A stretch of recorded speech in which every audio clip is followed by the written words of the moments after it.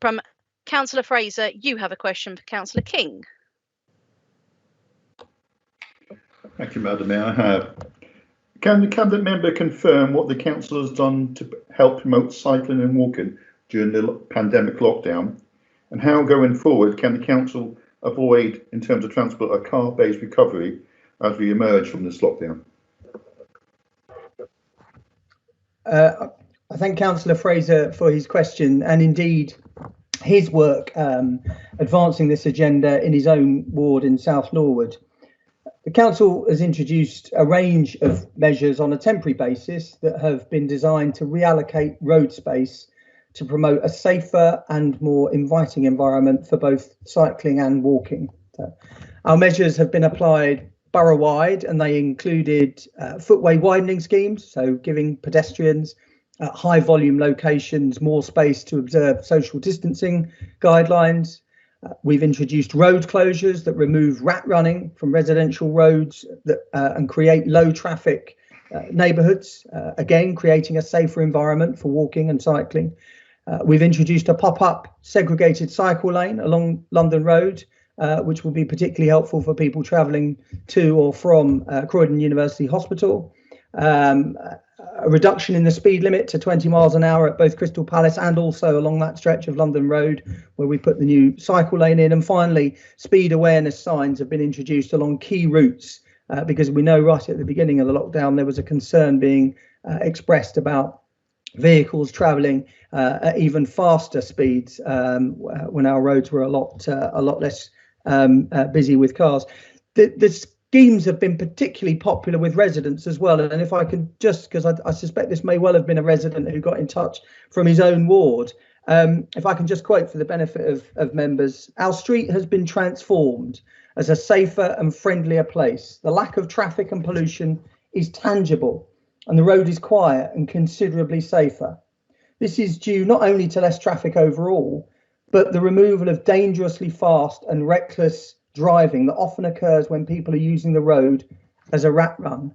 I think that's a really powerful statement of what we've been able to achieve, and I'm certainly more than happy to confirm to Councillor Fraser that we intend to continue to try to create that type of environment in as many parts of our borough as we can, and I thank him for his question.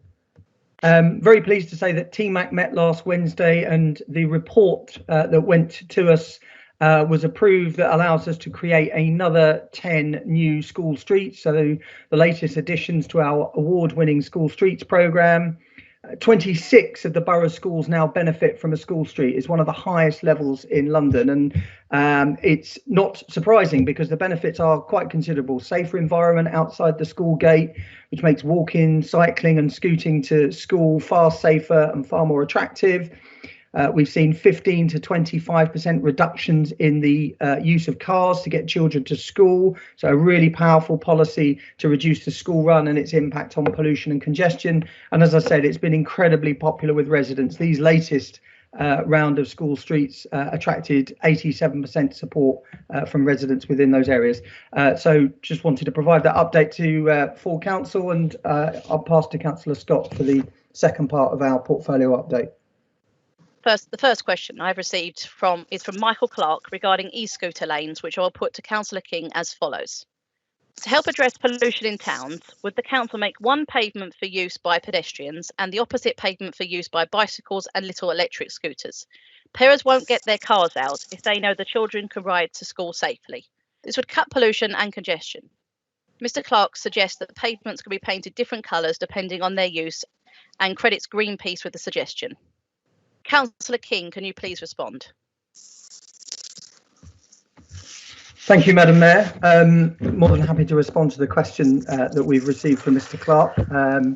Indeed, thank him very much for his very interesting suggestion. We would need to look at interventions like this on a case-by-case basis, as I'm sure all members will appreciate. All streets are different and there is a need to consider all users of the footway on both sides of the road.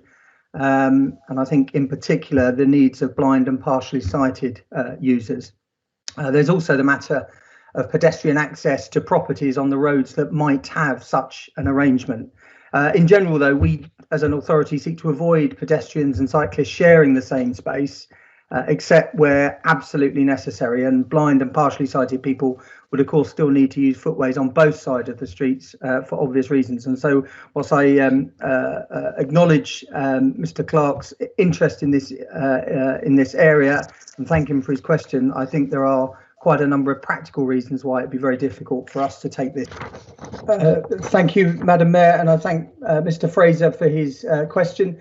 As members will know from answers I've given in the council chamber on the matter of street trees, the council's got a very ambitious 5-year plan to plant 3,500 new street trees right across Croydon by the year 2023. And as context, I'm very pleased to report that we are well on our way to achieving that target within the region of about 2,000 trees planted to date. As members will know, the council has prioritised new tree planting in areas of the borough where pollution is greatest, but all parts of the borough continue to benefit from new tree planting. And so in response to Mr. Fraser's question, in Purley, we've seen new trees planted in Hartley Down, Higher Drive, Buttermere Gardens, Ingleborough Drive and Purley Berry Close, to name a few. In terms of the forward programme for the next 12 months, as some members may recall, in January we secured funding from the Forestry Commission for a minimum 800 new trees, but the conditions attached to that funding mean that we can only plant them in wards where there is less than 20% tree canopy at the moment, and as a result Purley is unfortunately not one of the 16 wards that will be benefiting from that tree planting programme. However, we are exploring other funding options that will allow us to broaden the programme beyond just those 16 wards, and so I hope it will be possible for us to continue planting trees in the ward of Purley.